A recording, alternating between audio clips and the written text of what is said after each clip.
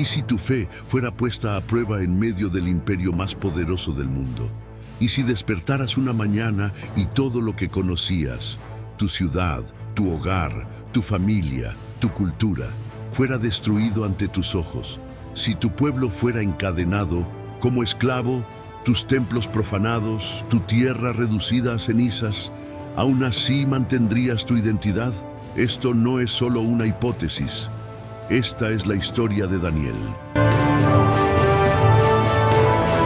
Un relato que atraviesa el tiempo como un rayo silencioso de esperanza, resistencia y fe inquebrantable. No se trata solo de un personaje antiguo. Daniel representa a todos aquellos que alguna vez fueron arrancados de sus raíces y enfrentados a un mundo que exige conformidad, pero que aún así eligen mantenerse fieles a algo más grande, a algo eterno. Todo comienza en el momento más oscuro de la historia de Jerusalén. La ciudad, hasta entonces símbolo de la presencia de Dios en la tierra, está sitiada. El poderoso ejército de Babilonia, liderado por el implacable rey Nabucodonosor, rodea sus muros como una tormenta a punto de estallar. La tensión flota en el aire, las calles están vacías, el sonido de los tambores de guerra resuena a lo lejos. El pueblo ora, pero también teme. El imperio más poderoso de la tierra está a las puertas. Y entonces, como un vendaval despiadado, Babilonia invade. Los muros sagrados de Jerusalén son derribados. El templo, el que albergaba el Arca de la Alianza, es saqueado. Los utensilios sagrados son tomados. El símbolo de la fe es profanado. No hay misericordia. Soldados invaden hogares, arrastran a nobles y a jóvenes prometedores. Entre los prisioneros está Daniel. Él no es solo uno más entre los cautivos. Daniel es de linaje real, un joven educado, instruido en las escrituras, en las artes, en la ciencia de su tierra. Inteligente, sensible, con un corazón inclinado hacia Dios, pero ahora es un esclavo, un extranjero en tierra pagana, un sobreviviente de una nación destruida. Para muchos esto sería el final, pero para Daniel fue solo el comienzo. Junto a sus 3 amigos, Ananías, Misael y Azarías, Daniel es escogido para un programa muy específico. El rey Nabucodonosor quiere transformar a estos jóvenes judíos en siervos fieles de Babilonia. Serían entrenados en las ciencias caldeas, enseñados en la lengua y en la cultura babilónica, y preparados para servir directamente en el palacio real. Recibirían nuevos nombres, nuevas vestiduras, una nueva identidad. Era el plan perfecto para borrar su historia. Daniel se convertiría en Beltasar, Ananías en Sadrach, Misael en Mesac, Azarías en Abednego. Sus nombres hebreos, que llevaban el nombre de Dios, fueron sustituidos por nombres vinculados a los dioses de Babilonia. Todo, hasta el más mínimo detalle, estaba diseñado para quebrar su fe y reconstruirlos a la imagen del imperio. Pero Daniel no era alguien fácilmente moldeable. Podía haber perdido su tierra, su templo, su nombre, pero no perdería su esencia. Con el corazón firme, tomó una decisión silenciosa, pero revolucionaria.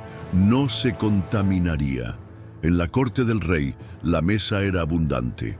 Vinos costosos, carnes sacrificadas a ídolos, manjares que representaban la riqueza y la religiosidad de Babilonia. Comer de la mesa real era un privilegio, pero también una alianza espiritual. Era más que comida, era sumisión, y Daniel se negó. Con respeto pero con convicción, pidió al jefe de los eunucos que le permitiera comer solo legumbres y beber agua. Un gesto simple, pero de una profundidad espiritual inmensa. Un acto de resistencia sagrada. Y entonces ocurrió algo extraordinario. Al cabo de 10 días, Daniel y sus amigos estaban más sanos, más fuertes y más radiantes que todos los demás jóvenes alimentados con los manjares del rey.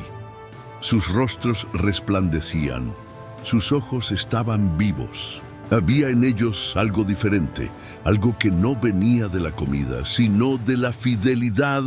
El favor de Dios estaba con ellos. Pasó el tiempo, el entrenamiento terminó y llegó el momento de la evaluación final. Los jóvenes fueron llevados ante el propio rey Nabucodonosor. Era la hora de la verdad. Uno por uno fueron probados, interrogados, analizados, y cuando Daniel y sus amigos se presentaron, el rey quedó impresionado. Ninguno de los sabios del imperio se comparaba a la sabiduría, inteligencia y discernimiento de estos jóvenes. Daniel había sido fiel en lo poco, y ahora Dios lo ponía sobre mucho. Pero lo que parecía el punto culminante de su jornada era apenas el preludio de algo mucho mayor. Lo que vendría después desafiaría la lógica, el miedo, el poder de los imperios, porque el cielo comenzaría a hablar no a través de terremotos o truenos, sino por medio de sueños, sueños que robarían el sueño a los reyes, visiones que atravesarían siglos. En una noche común en los palacios dorados de Babilonia, algo inusual ocurre. El rey Nabucodonosor despierta en medio de la noche, tomado por la angustia. Sus sábanas están empapadas de sudor, su corazón late como un tambor de guerra. Había soñado algo grandioso, algo terrible, pero no lograba recordarlo. Como arena entre los dedos, el sueño se desvanecía. Pero la sensación permanecía, una opresión invisible, un peso en el aire. Desesperado, el rey convoca a todos los magos, encantadores, hechiceros y sabios de Babilonia. Ellos llenan los pasillos del palacio con sus trajes coloridos y ojos cansados. Pero esta vez, Nabucodonosor impone una condición imposible. No quiere solo la interpretación del sueño, quiere que le digan el sueño mismo, algo que él mismo había olvidado. Díganme lo que soñé y lo que significa. Si no lo logran, todos ustedes morirán. Silencio. Un silencio que grita. Los sabios se miran nerviosamente, argumentan, suplican. Dicen que ningún hombre en la tierra puede hacer eso, que solo los dioses podrían revelar algo así y que los dioses no habitan entre los mortales. Pero el rey no cede y en un acceso de furia decreta la muerte de todos los sabios de Babilonia. Entre los condenados está Daniel, pero a diferencia de los demás, no entra en pánico, no se desespera. Daniel hace algo sorprendente, se acerca al rey y le pide tiempo. Una petición audaz, peligrosa, pero el rey concede. Daniel sabía que los hombres no podían revelar tales secretos, pero él conocía a alguien que sí podía. Esa noche, Daniel regresa a casa, reúne a sus amigos y juntos hacen lo que siempre han hecho, oran. Se postran ante el Dios de los cielos, claman por misericordia, piden revelación y allí, en el silencio de la madrugada, mientras Babilonia dormía, el cielo habló. No hubo truenos. Ningún rayo rasgó el cielo. La respuesta no vino en forma de terremoto ni de manifestación grandiosa. Vino como una visión, clara, vívida. Daniel estaba despierto, pero era como si soñara. Su mente fue tomada por una imagen poderosa, simbólica, aterradora. Vio lo que ningún otro hombre había visto, el sueño del rey. Una estatua gigantesca se alzaba ante él, tan imponente que su mera presencia hacía temblar el suelo. La cabeza era de oro, puro, resplandeciente como el sol, el pecho y los brazos de plata, el vientre y los muslos de bronce, las piernas de hierro y los pies, una mezcla frágil de hierro y barro. Y entonces, sin aviso, una piedra, cortada sin ayuda de manos humanas, descendió del cielo. No con lentitud, sino con precisión, Golpeó los pies de la estatua, y con el impacto todo se derrumbó. La estatua entera, desde el oro hasta el barro, se convirtió en polvo. Fue llevada por el viento, y aquella piedra que parecía insignificante creció y creció, hasta convertirse en una montaña que cubría toda la tierra. Daniel despertó. Sabía lo que había visto. Sabía que no era solo un sueño, era una revelación. Un mensaje de Dios no solo para un rey, sino para todos los reinos de la tierra. Al amanecer, se dirigió al palacio. El sol nacía sobre las puertas doradas de la ciudad, pero Daniel caminaba con la certeza de quien no depende de la luz del mundo, sino de la luz del cielo. Fue llevado ante Arioc, el capitán de la Guardia Real, encargado de las ejecuciones. Daniel lo detuvo con autoridad y serenidad. «No mates a los sabios de Babilonia», dijo. «Llévame ante el rey, y yo le diré el sueño y su interpretación».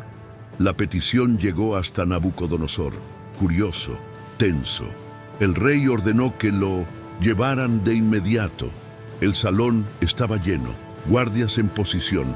Los pocos sabios que habían escapado de la sentencia estaban presentes. El ambiente era de expectativa y desconfianza, y entonces Daniel entró, no con pompa, no con temor, sino con humildad y confianza. Ante el hombre más poderoso del mundo, Daniel hizo algo extraordinario. No buscó gloria, no aceptó crédito. No hay sabio ni encantador, ni adivino que pueda revelar este misterio al rey, dijo él. Pero hay un Dios en los cielos que revela secretos, y Él me ha mostrado lo que usted soñó. Silencio en el salón. Todos aguardaban. Y Daniel comenzó a describir, detalle por detalle, la estatua, los metales, la piedra, la destrucción, el crecimiento. Nabucodonosor quedó boquiabierto. Cada palabra reconstruía la visión que él había olvidado. La precisión era absoluta. Daniel no estaba inventando, estaba revelando algo que solo podía haber venido del cielo. Y entonces vino la explicación. La cabeza de oro eres tú, oh rey. Babilonia, un reino de poder y gloria. Pero después de ti surgirá otro reino inferior al tuyo, simbolizado por la plata. Luego, un tercero, de bronce, que gobernará sobre toda la tierra. Y finalmente, un cuarto reino, fuerte como el hierro, que destrozará un todo. Pero los pies, mezclados con barro, muestran que este último imperio será dividido, frágil e inestable. Los ojos del rey estaban fijos en Daniel. Y entonces, oh rey, continuó, una piedra fue cortada, no por manos humanas. Ella destruirá todos estos reinos, y en su lugar un reino eterno será establecido. Un reino que no será entregado a otro pueblo, un reino que jamás tendrá fin. Ese es el significado del sueño, y es verdadero. El salón permaneció en silencio por unos segundos. El rey, acostumbrado a ser adorado, cayó rostro en tierra. Ante todos, ante Daniel. El gesto sorprendió a los presentes. Era inconcebible que Nabucodonosor, rey de reyes en la tierra, se postrara ante un prisionero hebreo. Pero allí, en ese momento, reconoció una verdad que todo imperio debería conocer. Hay un Dios que está por encima de todos los reyes, y ese Dios había hablado por medio de Daniel. Ciertamente, vuestro Dios es el Dios de los dioses, el Señor de los reyes y el revelador de misterios, declaró Nabucodonosor, aún de rodillas. Ese día, Daniel fue exaltado, colocado en una posición de honor. Se convirtió en gobernador de la provincia de Babilonia, líder entre los sabios, y a petición suya, sus 3 amigos también fueron promovidos. El joven que llegó como cautivo ahora era consejero del trono más poderoso del mundo. Pero incluso con poder, Daniel jamás se olvidó de dónde venía su autoridad. Sin embargo, Babilonia seguía siendo Babilonia, un lugar donde el orgullo se cultivaba como una virtud, donde los reyes se creían dioses. donde la apariencia importaba más que la verdad. Y aunque había reconocido la grandeza del Dios de Daniel, el corazón de Nabucodonosor seguía siendo terrenal. Aún ansiaba control, gloria, inmortalidad. Y pronto, la fe de aquellos jóvenes sería probada nuevamente, porque los reinos de los hombres siempre intentarán ocupar el lugar que pertenece solo a Dios. Y a veces, los mayores enemigos de la fe no son bestias o ejércitos, sino la vanidad del poder, incluso después de presenciar lo imposible, incluso después de postrarse ante Daniel, reconociendo que había un Dios por encima de todos los dioses. El corazón de Nabucodonosor aún no estaba completamente rendido. El rey de Babilonia, envuelto en gloria, riqueza y poder absoluto, no podía aceptar el fin de su era, anunciado tan claramente en aquel sueño de la estatua. Había escuchado que sería solo la cabeza de oro, la primera de muchos reinos, y eso lo perturbaba. El orgullo crecía en su corazón como una llama silenciosa, alimentada por aduladores, conquistas militares y la fama que se extendía de Babilonia hasta los confines del mundo conocido. Nabucodonosor no quería ser solo una parte de la estatua, quería ser toda ella. Y entonces tomó una decisión. Mandó construir una imagen colosal, no una estatua con diferentes metales representando los reinos sucesores. No, esta sería hecha enteramente de oro, de la cabeza a los pies. Una estatua de 60 codos de altura, casi 30 metros, erigida en la llanura de Dura. Un monumento a su gloria, un desafío directo al sueño que lo había sacudido, una negación descarada de la revelación de Dios. Cuando la construcción fue concluida, se anunció un nuevo decreto. Al sonar de trompetas, flautas, arpas, tambores y todo tipo de instrumentos, el sonido se extendería por las llanuras. Al oírlo, todos, sin excepción, debían postrarse y adorar la imagen de oro que el rey había levantado. Y para asegurar la obediencia, el decreto era claro. Quien no se postre será lanzado inmediatamente a un horno de fuego ardiente. El miedo se esparció como una sombra. Autoridades, sátrapas, gobernadores, jueces y líderes de todas las provincias del vasto imperio fueron reunidos. Era el evento del siglo. La llanura de Dura se convirtió en un mar de gente, todos mirando hacia la gigantesca figura dorada que brillaba bajo el sol. Y entonces la música comenzó a sonar, y como olas dominadas por la orden real, miles se arrodillaron, miles menos 3.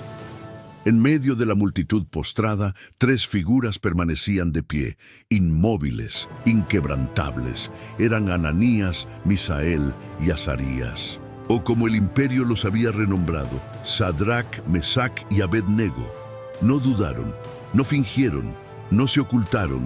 La estatua podía ser alta, el fuego podía ser caliente, pero el corazón de esos hombres estaba firme. Ellos sabían, arrodillarse allí era traicionar todo lo que creían, era negar al único Dios verdadero. Y alguien los vio.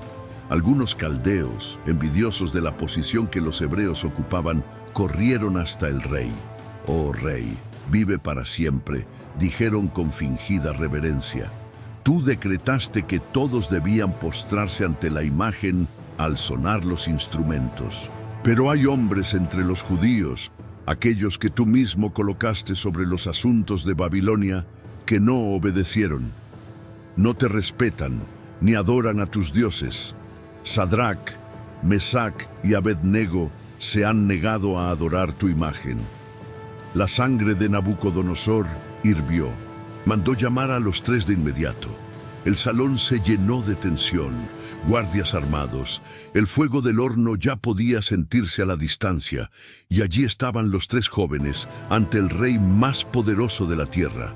Nabucodonosor los miró con incredulidad e ira.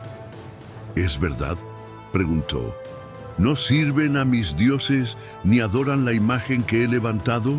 La voz del rey temblaba, no de miedo, sino de orgullo herido. «Les doy una última oportunidad. Cuando escuchen el sonido de los instrumentos, póstrense. Pero si no adoran, serán lanzados inmediatamente al horno de fuego ardiente. Y entonces, ¿qué Dios podrá librarlos de mi mano? Los tres se miraron. No había miedo en sus ojos, no había duda en sus palabras. Oh rey, no necesitamos darte una respuesta sobre esto, dijeron. Si somos lanzados al horno, nuestro Dios, a quien servimos, puede librarnos. Y Él nos librará de tus manos. Pero incluso si no lo hiciera, aún así, no serviremos a tus dioses, ni adoraremos la imagen de oro que has levantado. Silencio. Toda la sala se detuvo. Era como si el tiempo se hubiera congelado por un instante. El rostro de Nabucodonosor se transformó en pura furia. Cerró los puños, gritó con ira descontrolada: «Aumenten la temperatura del horno 7 veces más». Los soldados corrieron a obedecer. El calor se volvía insoportable incluso a distancia. El horno rugía como una bestia lista para devorar. Los 3 jóvenes fueron atados con cuerdas. Sin resistencia, sin quejas, los guardias, con prisa y temor, los condujeron hasta el horno. El fuego era tan intenso que los propios soldados que los llevaban murieron al acercarse. Pero los 3 cayeron dentro del horno, aún atados. El silencio cayó sobre el lugar. Todos esperaban el olor a carne quemada. Gritos, humo espeso, pero nada de eso ocurrió. Nabucodonosor, que observaba desde su trono, palideció. Se inclinó hacia adelante. Sus ojos estaban muy abiertos, la boca entreabierta. ¿No fueron 3 los hombres que lanzamos atados al fuego?, preguntó confundido. «Sí, oh rey», respondieron los oficiales, «pero yo veo 4 hombres sueltos caminando dentro del fuego y ninguno de ellos está herido. Y el cuarto tiene la apariencia de un hijo de los dioses, Elín». Pueblo contuvo la respiración. La multitud observaba asombrada. Dentro del fuego, los 3 jóvenes caminaban como si estuvieran en un jardín, y a su lado, una presencia misteriosa, sagrada, un brillo que ninguna llama podía apagar. El cielo había descendido al horno. Nabucodonosor se levantó y gritó hacia la entrada: «Sadrac, Mesac y Abednego, siervos del Dios Altísimo, salgan, vengan aquí». Y ellos salieron, sin quemaduras, sin marcas, sus ropas intactas, ni siquiera olían a humo. Y todos los oficiales, los gobernadores, los sabios de la corte presenciaron lo imposible. El rey, aún en estado de shock, alzó la voz: «Bendito sea el Dios de Sadrac, Mesac y Abednego. Él envió a su ángel y libró a sus siervos que confiaron en él. Desafiaron la orden del rey y prefirieron entregar sus cuerpos antes que servir y adorar a otro Dios que no fuera el suyo». Y entonces Nabucodonosor hizo un nuevo decreto: cualquier pueblo, nación o lengua que diga algo contra el Dios de estos hombres será hecho pedazos y su casa convertida en ruinas. Porque no hay otro Dios que pueda salvar de esta manera. Ese día los 3 fueron promovidos. El horno, que debía ser el fin de la historia, se convirtió en el escenario del milagro. Y la fe, que parecía pequeña ante la amenaza, brilló más fuerte que cualquier oro de la estatua. El tiempo pasó. Babilonia prosperaba como nunca. Torres doradas, jardines colgantes, muros que tocaban el cielo. Las conquistas del imperio se extendían como raíces de un árbol gigantesco, tocando tierras lejanas y aplastando culturas bajo el peso de su dominio. Y en el centro de ese imperio, un hombre, un rey, Nabucodonosor, había visto milagros con sus propios ojos. Había escuchado la voz de Dios a través de sueños. Se había postrado ante Daniel y había presenciado la liberación sobrenatural de Sadrac, Mesac y Abednego en el horno ardiente. Pero el corazón humano es un terreno frágil, y y cuando el orgullo se riega con poder absoluto, crece como mala hierba. La semilla del orgullo, que nunca fue arrancada del todo del corazón de Nabucodonosor, floreció. A pesar de sus encuentros con lo divino, el rey aún creía, en el fondo, que su gloria era fruto de su fuerza, que el esplendor de Babilonia era reflejo de su inteligencia, de su conquista, de su brazo fuerte. Y poco a poco, la reverencia que una vez sintió ante Dios fue ahogada por una confianza inflada en sí mismo. Y entonces llegó el día. Él caminaba solo por los jardines colgantes del palacio, una de las 7 maravillas del mundo antiguo. Las palmeras altas se mecían suavemente con el viento. Los canales de agua brillaban bajo el sol. Era un paraíso en pleno desierto, y todo allí gritaba poder, riqueza y eternidad. Nabucodonosor se detuvo, miró la ciudad. Sus ojos contemplaban la vastedad de torres, templos y murallas, y entonces habló para sí mismo, pero también para los cielos. ¿No es esta la gran Babilonia que yo he construido con el poder de mi fuerza y para la gloria de mi majestad? Apenas las palabras salieron de su boca, el cielo respondió. Una voz, no humana, rasgó el silencio de la tarde. A ti se te dice, oh rey Nabucodonosor, el reino te ha sido quitado, serás expulsado de entre los hombres y vivirás con los animales del campo. Comerás hierba como los bueyes, y pasarán 7 tiempos sobre ti, hasta que reconozcas que el Altísimo domina sobre los reinos de los hombres y los da a quien Él quiere. Y en ese mismo instante, todo cambió. La mente del rey se rompió como vidrio contra el suelo. Su cordura fue arrancada como hojas al viento. El hombre que era adorado como un dios ahora miraba al suelo como una bestia.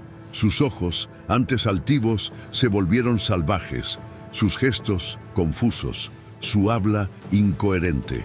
Los guardias no sabían qué hacer. Los consejeros, en shock, presenciaban la escena, pero no había cómo evitarlo. Nabucodonosor ya no era el rey, ya no era ni siquiera un hombre. Fue sacado del palacio, expulsado de la ciudad, y allí, en los campos alrededor de Babilonia, el más poderoso de la tierra se convirtió en un animal, su cuerpo sucio, sus ropas desgarradas, sus uñas crecieron como garras, su cabello se enredó como plumas de águila, dormía al aire libre, comía pasto, reptaba, gritaba, olvidado, ridiculizado, temido. El rey ahora era una sombra, un loco, un monstruo. Y el tiempo pasó, 7 años, 7 largos años. Babilonia siguió. Nuevos administradores surgieron, la corte se reorganizó. Pero en algún rincón, en los campos ocultos por la vergüenza del palacio, el rey aún vivía, como un recordatorio cruel de que el trono de los hombres nunca les perteneció verdaderamente. Pero Dios no lo había olvidado, porque incluso en el juicio, el Altísimo está lleno de misericordia. Incluso cuando humilla, lo hace para restaurar. Y en el momento adecuado, algo cambió. Una mañana, tal vez igual a tantas otras, Nabucodonosor, aún cubierto de tierra, aún con los ojos salvajes, se detuvo y miró hacia arriba, no a sus palacios, no a los muros, sino al cielo. Ese gesto simple, mirar hacia arriba, fue el inicio de su redención. Y en ese momento, como si una nube se disipara, su mente regresó. La lucidez volvió como la luz que rompe la oscuridad, y entendió. Con los ojos llenos de lágrimas, el hombre que antes se exaltaba, ahora se rendía. Ahora yo, Nabucodonosor, alabo, exalto y glorifico al Rey de los cielos, porque todos sus actos son justos y sus caminos verdaderos, y Él puede humillar a los que caminan con soberbia. Su corazón había cambiado. Y cuando el corazón cambia, todo cambia. Fue llevado de regreso a la ciudad, no por fuerza, no por poder, sino porque el mismo Dios lo restauró. Los gobernantes que lo habían reemplazado se rindieron a lo que estaba escrito. El pueblo lo recibió con temor, pero el hombre que regresó al trono ya no era el mismo. Nabucodonosor reinó de nuevo, sí, pero ahora su gloria venía de otro lugar. Ya no buscaba ser la estatua de oro, sabía que no era más que un soplo ante el Altísimo. Su autoridad ahora se ejercía con reverencia y sus palabras con humildad. Seguía siendo rey, pero su corazón pertenecía al cielo. En cuanto a Daniel, permaneció firme, discreto. Su nombre resonaba en los pasillos del palacio como símbolo de sabiduría, fidelidad y discernimiento divino. Nunca buscó posición, nunca deseó la gloria de los hombres, pero su influencia crecía porque él sabía a quién pertenecía. No servía a los imperios de la tierra, sino al Rey eterno. Sin embargo, ni siquiera el más poderoso de los imperios dura para siempre, porque mientras los hombres construyen monumentos, el cielo escribe historias. Y Babilonia estaba a punto de caer. Décadas habían pasado desde la muerte de Nabucodonosor. Daniel, ahora un anciano, era aún más sabio, más respetado, más temido por quienes conocían la verdad detrás de su fe. Había sobrevivido al caos político, a los cambios de trono, a las intrigas de la corte, pero seguía siendo el mismo hombre, íntegro, fiel, inquebrantable, una roca silenciosa en medio de las tormentas de un imperio. El tiempo había cambiado. Babilonia, Nabucodonosor ya no reinaba. En su lugar estaba Belsasar, un joven arrogante, mimado por la realeza, embriagado por el poder que heredó, pero sin el peso de la responsabilidad que su abuelo había llevado. Belsasar no tenía reverencia por la historia, ni por el Dios de Daniel, ni por las señales que transformaron el corazón de Nabucodonosor. Su trono estaba rodeado de aduladores, no de consejeros. Sus días estaban llenos de fiestas, no de propósito. Su mente ciega por el lujo. Y entonces llegó la noche que sellaría su destino. Una noche común para él, pero inolvidable para la historia. El palacio brillaba con oro y velas. Miles de nobles se reunían bajo columnas altísimas. Bailarinas giraban al sonido de flautas. Vinos raros eran servidos en jarras de plata. Belsasar, embriagado no solo por el alcohol, sino por su propio ego, decidió ir más allá.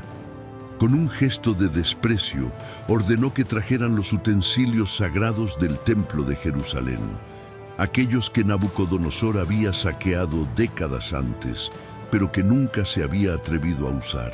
Copas, vasos y jarras de oro y plata, objetos consagrados al Dios de Israel. Y en esa fiesta profana, los objetos sagrados fueron motivo de burla. Belsasar y sus invitados alzaban las copas sagradas, brindando a dioses de oro, plata, bronce, madera y piedra. Gritaban, reían, se burlaban. Lo que era santo se convirtió en burla, pero el cielo no guardó silencio, sin aviso, sin sonido, sin viento. Una mano apareció, solo la mano, no un cuerpo, no una sombra, solo una mano flotando en el aire. Y esa mano comenzó a escribir en la pared del gran salón. Las palabras aparecían como fuego, quemando las piedras, dejando huellas de gloria y juicio. Mene, Mene, Tekel, Parsim. De repente la risa cesó. Los músicos se detuvieron.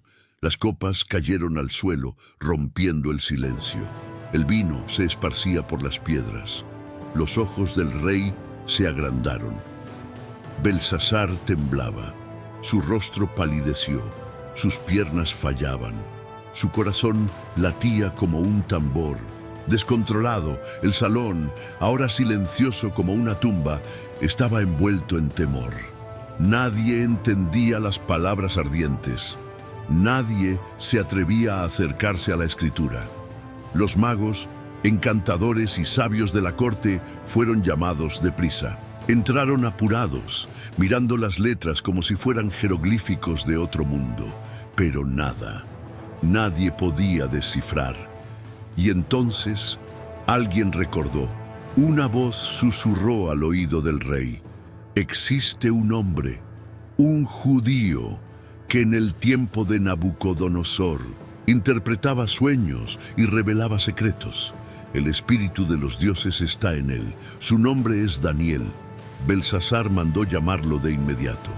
Daniel entró, un hombre anciano, con los ojos marcados por el tiempo pero aún llenos de luz.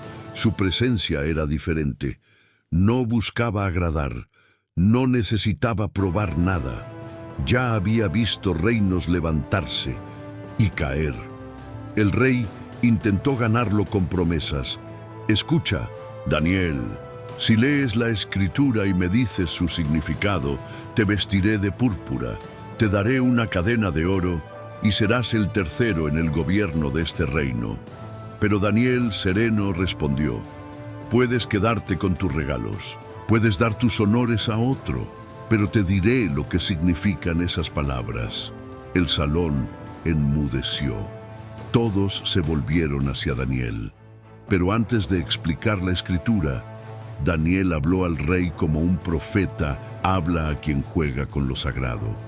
Oh, rey, el Altísimo dio a tu padre Nabucodonosor grandeza, poder y gloria. Todos los pueblos temblaban ante él. Pero cuando su corazón se enalteció, fue humillado, vivió con los animales, comió hierba, hasta que reconoció que el cielo gobierna sobre los hombres.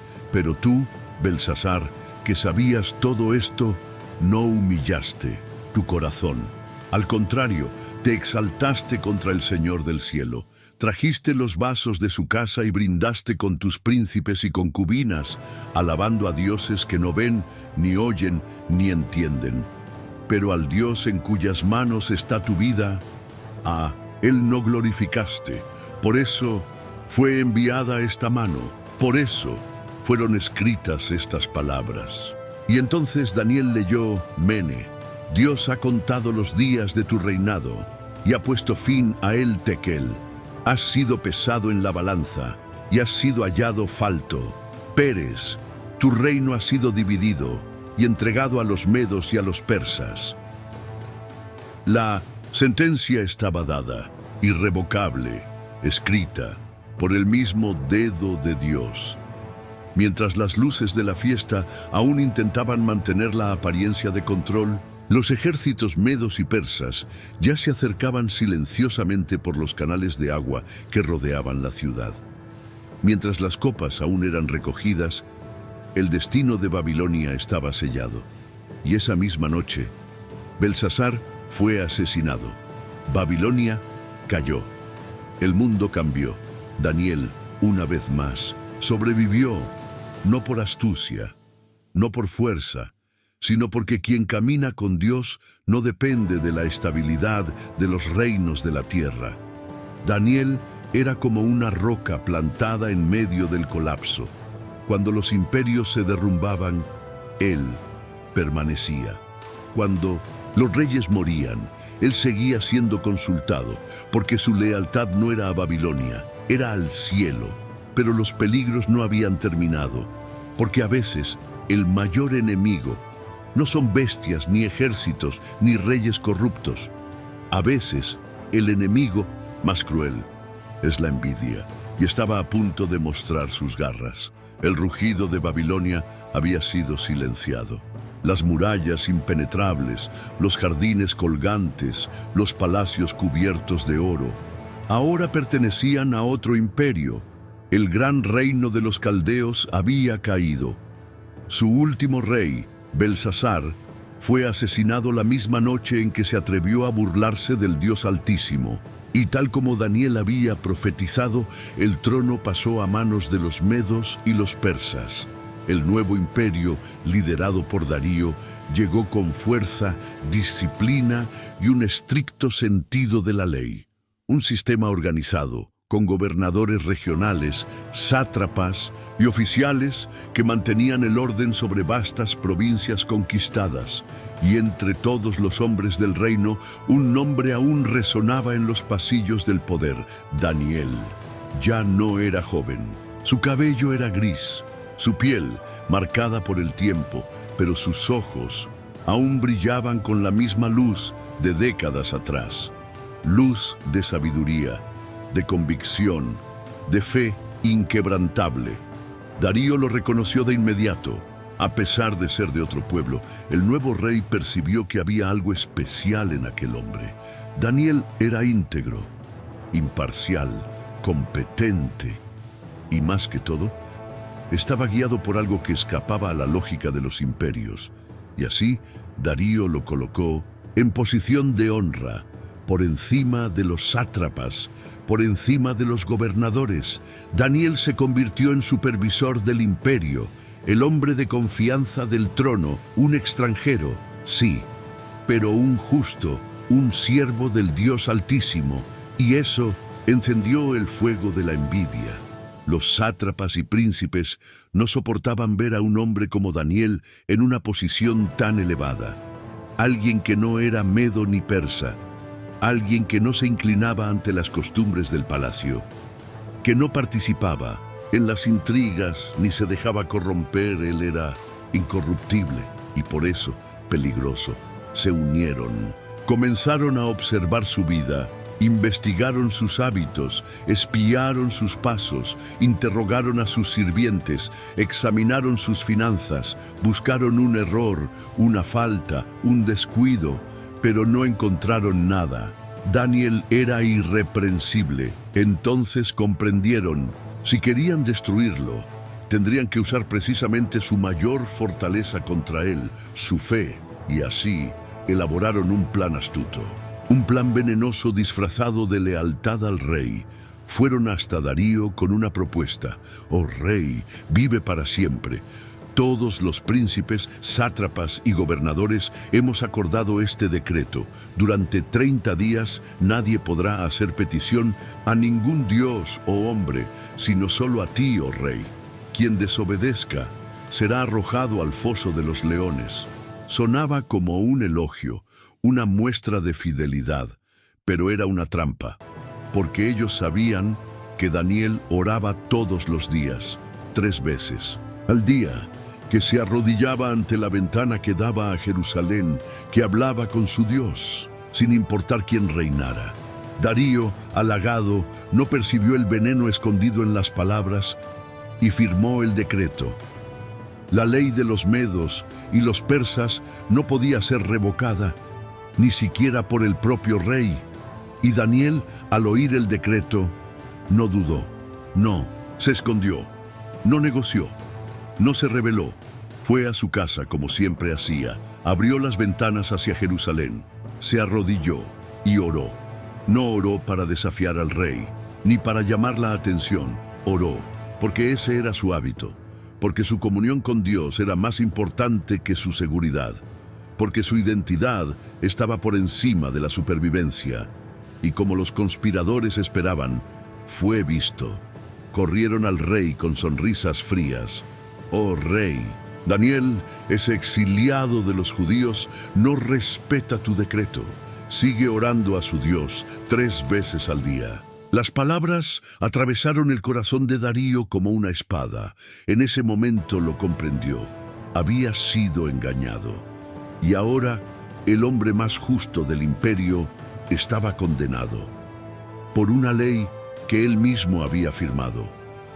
Darío intentó todo. Buscó lagunas, llamó a los escribas, revisó los decretos, pero no había escapatoria.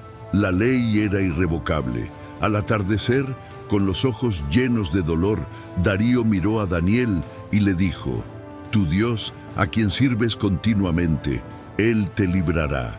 Daniel fue llevado al foso. Los leones ya estaban dentro, hambrientos, salvajes.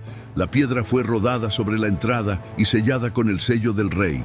Darío volvió al palacio, pero esa noche fue la más larga de su vida. No comió, no escuchó música, no durmió. Su corazón estaba en conflicto, un rey afligido, ayunando por un siervo fiel. Caminaba de un lado al otro, murmuraba oraciones que ni sabía cómo formular y esperaba un milagro. Al amanecer, cuando el sol tocó los techos de Babilonia, Darío corrió, bajó hasta el foso. Su voz temblaba. Daniel, siervo del Dios viviente, ¿pudo tu Dios, a quien sirves continuamente, librarte de los leones? Silencio. Entonces, desde la oscuridad, una voz respondió: «Oh Rey, vive para siempre mi Dios». Envió a su ángel y cerró la boca de los leones. No me hicieron daño, porque fui hallado inocente ante él y también ante ti. El grito de alegría del rey resonó por toda la ciudadela. Los guardias corrieron, la piedra fue removida, Daniel fue sacado sin un solo rasguño. No olía a miedo, no había señal de herida, estaba en paz porque confió en Dios, pero la historia no terminó allí. Darío, ahora con furia, ordenó que los conspiradores, junto con sus familias, fueran arrojados al mismo foso que habían preparado. Y antes de tocar el fondo, los leones los destrozaron, y entonces el rey escribió un nuevo decreto, no uno de vanidad, sino de reverencia. En todo mi reino, todos deben temer y temblar ante el Dios de Daniel, porque Él es el Dios viviente, que permanece para siempre. Su reino jamás será destruido, y su dominio nunca tendrá fin. Daniel prosperó durante los días de Darío, y también bajo Ciro, rey de Persia, porque quien camina con Dios no depende de los imperios, y aunque anciano, Daniel aún no había terminado su misión. El foso ya quedaba atrás. Daniel cayó con el rostro en tierra. Las visiones lo dejaron sin fuerzas. Durante días permaneció en ayuno, buscando entender, y los cielos respondieron. En otra ocasión, Daniel ayunó durante 3 semanas. No se perfumó, no comió manjares. Su espíritu estaba en agonía y entonces un ángel apareció ante él, con rostro como un relámpago, ojos como antorchas flameantes y voz como el rugido de multitudes. Los hombres que estaban con Daniel huyeron, él cayó como muerto. El ángel lo tocó y le dijo: Daniel, hombre muy amado, no temas. Desde el primer día en que dispusiste tu corazón para entender y humillarte delante de tu Dios, tus palabras fueron oídas. Y entonces le fueron reveladas guerras futuras, el conflicto entre reinos del norte y del sur, la persecución del pueblo de Dios, la aparición de reyes impíos, la venida de un príncipe que se levantaría contra el Santísimo, y también la purificación del santuario, la ruptura del poder del pueblo santo y al final la victoria del cielo. Las revelaciones eran tan profundas que Daniel, aun con toda su experiencia, desfallecía ante ellas, pero nunca dudó. Él sabía que estaba viendo el futuro de la humanidad y el plan eterno de Dios desplegándose ante sus ojos. Y entonces, al final de la jornada, cuando ya no quedaban fuerzas, escuchó una última voz. Ve, Daniel, cierra estas palabras, sella el libro hasta el tiempo del fin.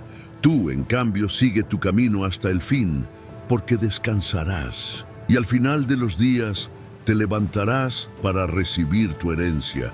Y así termina la historia de un hombre que no buscó tronos, pero sirvió al Rey Eterno, un hombre que enfrentó reyes, bestias y leones, pero nunca abandonó su fe, que vivió en tierra extraña, pero nunca olvidó quién era y cuyas palabras aún resuenan hasta hoy. Porque la historia de Daniel no trata solo del pasado, habla del futuro.